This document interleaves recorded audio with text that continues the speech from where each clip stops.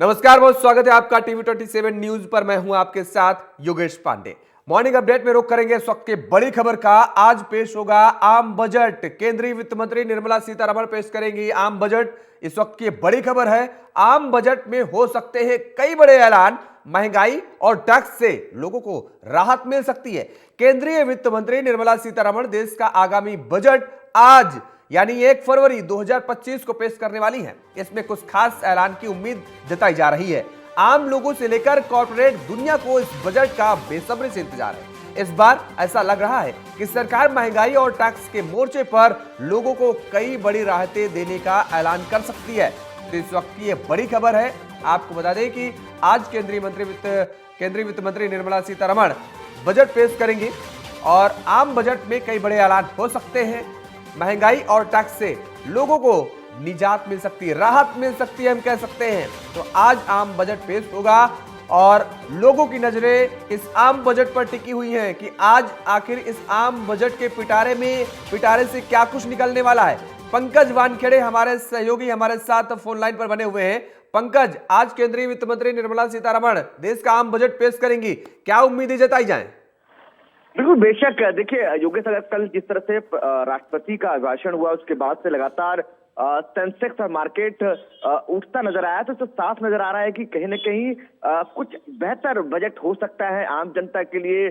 चाहे क्योंकि पिछले कई बार से टैक्स स्लैब में बदलाव को लेकर लगातार जो टैक्स पेयर है वो लगातार उम्मीद करता नजर आता है। इस बार उम्मीद कर रहा है कि इस बजट में उस तमाम टैक्स पेयर को टैक्स स्लैब में कुछ ना कुछ छूट मिल सकती है। इसके अलावा जो मध्यम वर्गीय है उनके लिए भी कुछ बेहतर हो सकता है। और दूसरी तरफ आप देखेंगे, सुबह सुबह एक खबर निकल कर आई कि एलपीजी के जो कमर्शियल सिलेंडर है उसमें 7 रुपए की कमी आई है। तो कहीं ना कहीं माना जा रहा है कि इस बार बजट में निर्मला सीतारमण कुछ मध्यम वर्गों के लिए बेहतर करती नजर आएंगे। दूसरी तरफ जो है अगर देखा जाए तो कई अलग अलग जीएसटी को लेकर अलग अलग जो प्रोडक्ट है उसमें टैक्स में बदलाव को लेकर अलग अलग मंत्रालय में एक रिपोर्ट भेजी गई थी। कई जीएसटी काउंसिल की बैठक में चर्चा की गई थी।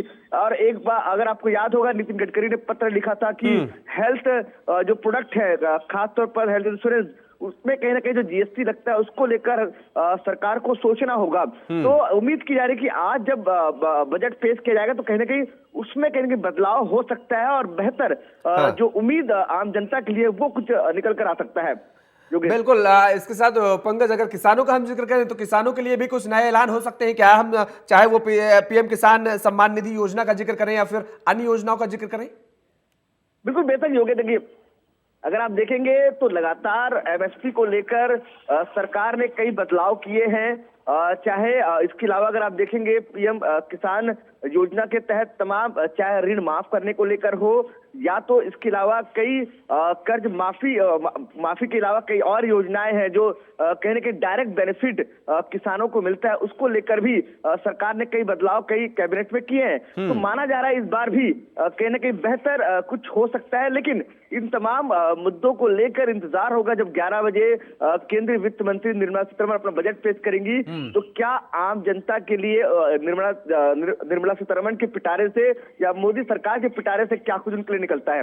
बिल्कुल। लेकिन पंकज, इसी बीच अगर हम हेल्थ सेक्टर का जिक्र करेंगे क्योंकि हेल्थ सेक्टर बेहद महत्वपूर्ण सेक्टर होता है माना जाता है। हमने देखा कि कोविड के दौरान किस तरीके से लोगों को जूझना पड़ा और किस तरीके से मुसीबतों का सामना करना पड़ा। लेकिन 2025 के ये जो आम बजट पेश होने जा रहा है, हेल्थ सेक्टर में कितने फीसदी की बढ़ोतरी की जा सकती है बजट में, क्या उम्मीद जताई जाए? बिल्कुल बेशक। देखिए, सरकार लगातार प्रयास कर रही है कि दो महत्वपूर्ण सेक्टर एजुकेशन और हेल्थ, इसमें जितना बेहतर सरकार कर पाए वो प्रयास किया जा रहा है और इसमें लगातार कई निर्णय भी लिए गए हैं।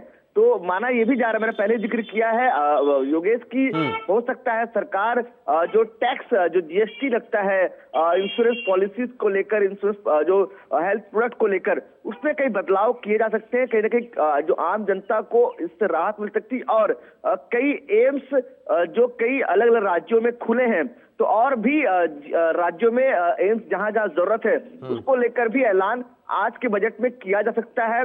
और कोई मजबूत मेडिकल सिस्टम जो है, जो एक पूरे देश को एक साथ जोड़ता हो, ऐसा कोई मेडिकल सिस्टम जिस तरह से एम्स है वैसा कुछ बेहतर और भी कहने के निर्मला सीतारमण के पिटारे से आज निकलता नजर आ सकता है।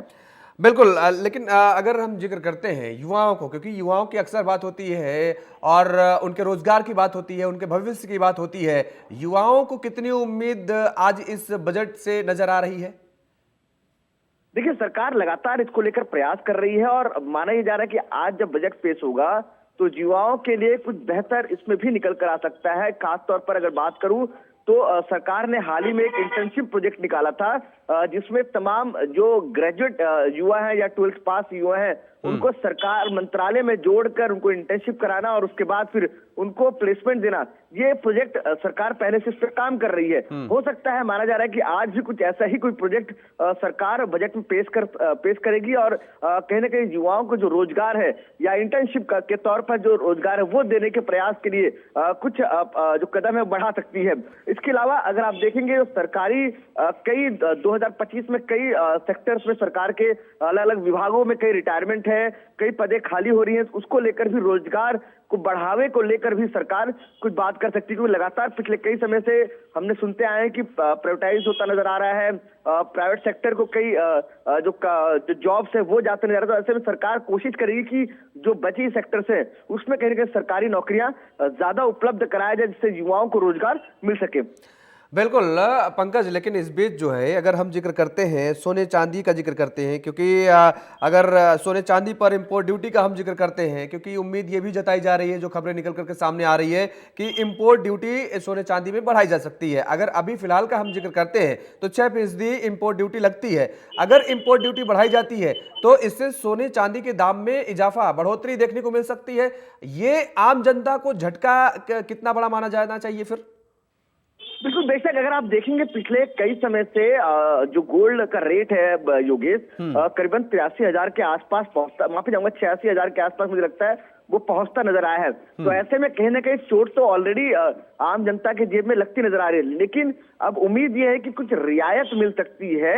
अगर रियायत मिलती है तो क्या मिलेगा, या तो फिर आप जिक्र कर रहे हैं इंपोर्ट ड्यूटी की, अगर उसको बढ़ाया जाता तो कहीं ना कहीं जरूर आम जनता के जेब में ये बड़ा झटका होगा और इससे कहीं ना कहीं आम जनता प्रभावित होगी। लेकिन अब देखना होगा जब बजट पेश होगा, बजट में क्या कुछ निकल कर आता है। बिल्कुल, बजट में क्या कुछ निकल करके आता है ये पेश होने के बाद ही पता चलेगा। फिलहाल बहुत बहुत शुक्रिया तमाम सारी जानकारी देने के लिए। पंकज हमारे सहयोगी हमारे साथ जुड़े हुए थे, जिन्होंने बताया कि किस तरीके से बजट को लेकर के जो लोगों की उम्मीदें हैं, कौन कौन सी उम्मीदों पर सरकार खरी उतर सकती है। अगली खबर का रुख करेंगे। दिल्ली विधानसभा चुनाव से जुड़ी इस वक्त की बड़ी खबर सामने आ रही है। मादीपुर विधायक गणेश सोनी ने भी आम आदमी पार्टी से इस्तीफा दे दिया है। 8 विधायकों ने अब तक आम आदमी पार्टी का दामन छोड़ चुके हैं। दिल्ली विधानसभा चुनाव से पहले आम आदमी पार्टी को यह बड़ा झटका माना जा रहा है। आम आदमी पार्टी के 8 विधायकों ने पार्टी की प्राथमिक सदस्यता से अब तक इस्तीफा दे चुके हैं। आम आदमी पार्टी से इस्तीफा देने वाले विधायकों ने अपने पत्र में कहा है कि आम आदमी पार्टी जिस ईमानदार विचारधारा पर बनी थी, उस विचारधारा से पार्टी अब पूरी तरह भटक चुकी है। तो ये बड़े आरोप लगाए गए हैं इन विधायकों की तरफ से, जिन्होंने आम आदमी पार्टी का दामन छोड़ा है। दरअसल आपको बता दें कि कई विधायक ऐसे हैं जो कि टिकट ना मिलने की वजह से नाराज चल रहे हैं। आम आदमी पार्टी ने अपने कई विधायकों के टिकट काट दिए हैं और उन विधायकों के टिकट कटने से वो विधायक नाराज नजर आ रहे हैं और आम आदमी पार्टी का दामन छोड़ चुके हैं। कुछ विधायकों ने तो दूसरी पार्टियों का दामन थाम भी लिया है। लेकिन इस बीच अब जो खबर सामने निकल करके आ रही है कि दरअसल आम आदमी पार्टी के जो विधायकों के छोड़ने का सिलसिला है, उसमें मादीपुर विधायक गणेश सोनी ने भी इस्तीफा दे दिया है। आदित्य तिवारी हमारे सहयोगी हमारे साथ फोन लाइन पर बने हुए हैं। आदित्य, 8 विधायक अब तक आम आदमी पार्टी का दामन छोड़ चुके हैं और इसमें नाराजगी बताई जा रही है। ये आरोप लगाए जा रहे हैं कि जिस ईमानदारी के टैग को लेकर आम आदमी पार्टी ने अपने आप को एस्टेब्लिश किया, आज उसी ईमानदारी के रास्ते से भटकती नजर आ रही है। आम आदमी पार्टी के लिए ठीक चुनाव से पहले 8 विधायकों का छोड़ना कितना बड़ा झटका? जी बिल्कुल, दिल्ली में विधानसभा चुनाव होना है और एक बार नजर डालें तो जैसे कि इन 8 विधायकों ने आम आदमी पार्टी का दामन छोड़ा है। कहीं न कहीं वो 8 विधायक अपने क्षेत्र में एक बड़े चेहरे हैं। अगर वो साथ छोड़कर जा रहे हैं तो इससे आम आदमी पार्टी को बहुत नुकसान मिलने वाला है। कई विधायकों का तो ये भी कहना है कि हम अन्ना हजारे के टाइम से हम केजरीवाल से जुड़े हुए हैं। जब ये पार्टी का गठन हुआ तब भी हम इस पार्टी के साथ खड़े रहे, कंधे से कंधा मिलाकर चले, लेकिन पार्टी ने जो किया है हमारे साथ तो वो गलत किया है। तमाम ऐसे विधायक, कई बड़े बड़े आरोप लगाए जा रहे हैं। वहीं पर एक बार नजर डाले तो जनकपुरी से जो 2 बार विधायक रह चुके हैं राजेश ऋषि, उन्होंने भी अब साथ छोड़ दिया है। देखा जाए तो इसके बाद कहीं ना कहीं 5 तारीख को जो इलेक्शन है उसमें कहीं ना कहीं आम आदमी पार्टी को एक बड़ा झटका लगता है, क्योंकि सारे विधायक हैं वो अपने क्षेत्र में माने जाने विधायक हैं। कई ऐसे विधायक हैं जो कि लगातार आप विधायक रहते हुए आए हैं, लेकिन उसके बावजूद भी आम आदमी पार्टी ने उनका टिकट काटा है। कहीं ना कहीं देखा जाए तो ये आम आदमी पार्टी के लिए एक बड़ा झटका हो सकता है। जी बिल्कुल, आम आदमी पार्टी के लिए बड़ा झटका हो सकता है, लेकिन गिरीश सोनी ने अब जब इस्तीफा दिया है तो उन्होंने ये भी कहा है कि दरअसल आम आदमी पार्टी अपने रास्ते से भटक चुकी है। ईमानदारी की जो बात करती थी, आज अब उस रास्ते पर आम आदमी पार्टी चलती नजर नहीं आ रही है। जी बिल्कुल, जिस तरीके से तमाम विधायकों का ये भी कहना है कि आम आदमी पार्टी ये बोलती थी कि हम ईमानदार है, अच्छे से काम करेंगे, जो बड़े चेहरे हैं जो कि अपने क्षेत्र में अच्छा काम करते हैं उनको हम साथ लेकर चलेंगे। लेकिन देखा जाए तो जिस तरीके से आम आदमी पार्टी ने टिकट काटा है, कहीं ना कहीं इसको लेकर जो नाराजगी दिख रही है विधायकों में, वो कहीं ना कहीं ये आम आदमी पार्टी के लिए बहुत नुकसान कर सकती है। क्योंकि दिल्ली विधानसभा की अगर हम बात करें तो इस बार जो मुकाबला है वो त्रिकोणी होता नजर आ रहा है, क्योंकि बीजेपी भी लगातार कमर कस के धरातल पे उतर के जनता के बीच में जा रही है, और साथ साथ देखा जाए तो नरेंद्र मोदी भी रोड शो कर रहे हैं, अमित शाह भी कर रहे हैं, और एक बार हम नजर डालें कांग्रेस भी इस बार एक्टिव नजर आ रही है, क्योंकि लगातार राहुल गांधी भी लगातार जनता के बीच में जा रहे हैं, प्रियंका गांधी भी लगातार जनता के बीच में जा रही है। और इसी बीच आम आदमी पार्टी के जब आज विधायक पार्टी छोड़ के जाते हैं तो कहीं ना कहीं ये आम आदमी पार्टी के लिए टर्निंग पॉइंट ना हो जाए, कहीं ना कहीं इससे आम आदमी पार्टी को एक बड़ा झटका ना देखने को मिल जाए इस विधानसभा चुनाव में। जी बिल्कुल, आम आदमी पार्टी को एक बड़ा झटका देखने को मिल सकता है। लेकिन आदित्य, अगर बात की जाए इन 8 विधायकों की जो कि आम आदमी पार्टी का दामन छोड़ चुके हैं, कितने ऐसे विधायक हैं कि जो दूसरी पार्टियों का दामन थाम चुके हैं और वो किस पार्टी में गए, कौन कौन से विधायक?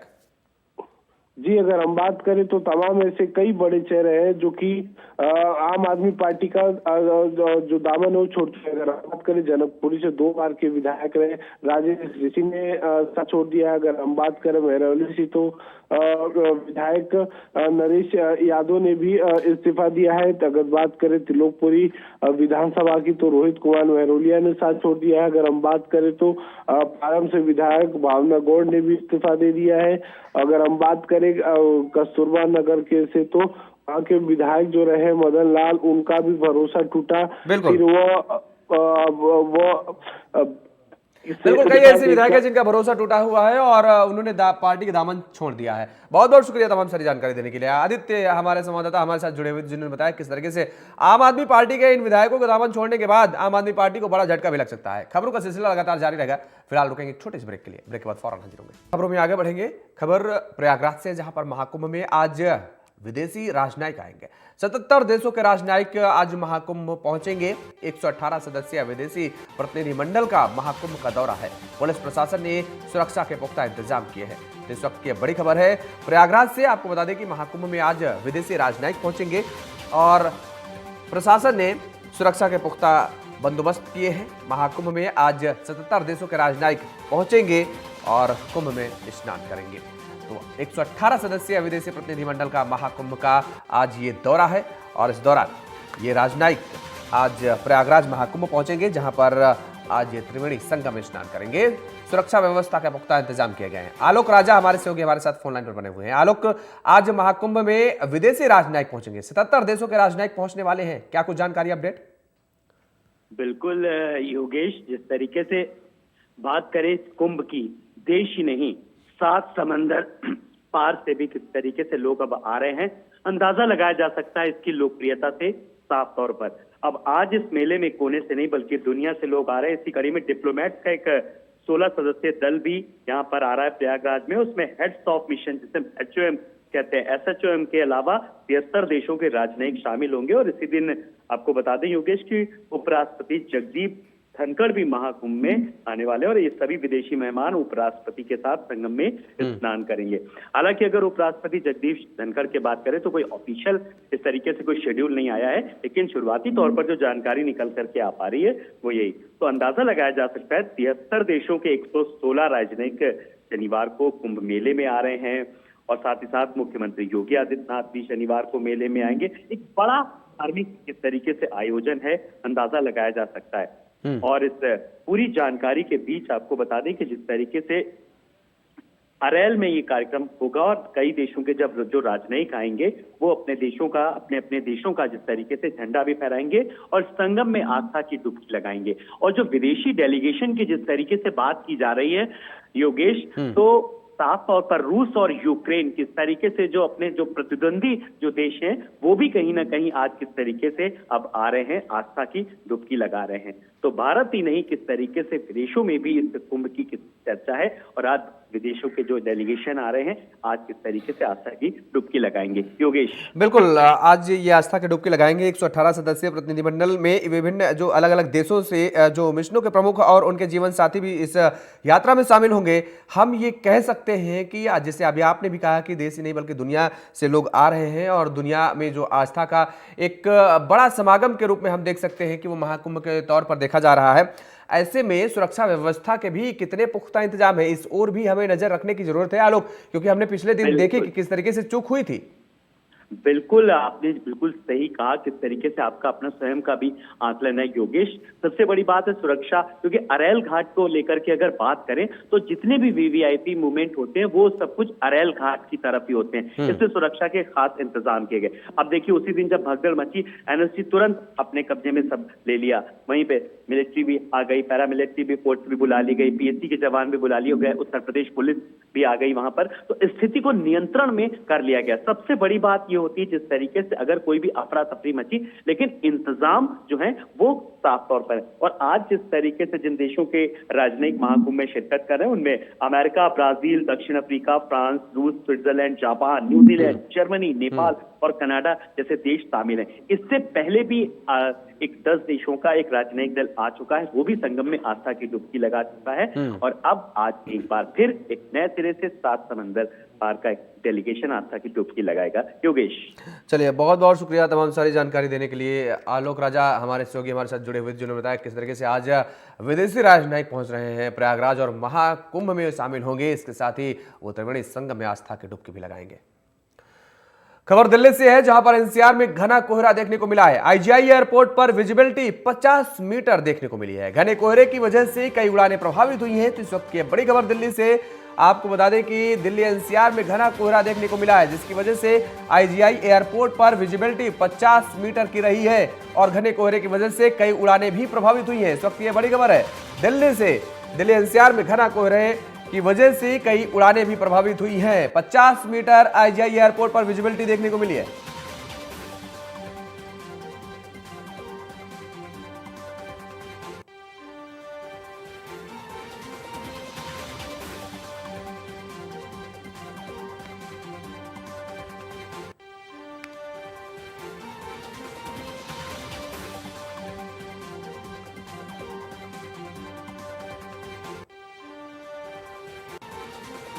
दिल्ली NCR में घना कोहरा देखने को मिला है। IGI एयरपोर्ट पर विजिबिलिटी 50 मीटर की रही है और इसके साथ ही कई उड़ानें भी प्रभावित हुई हैं।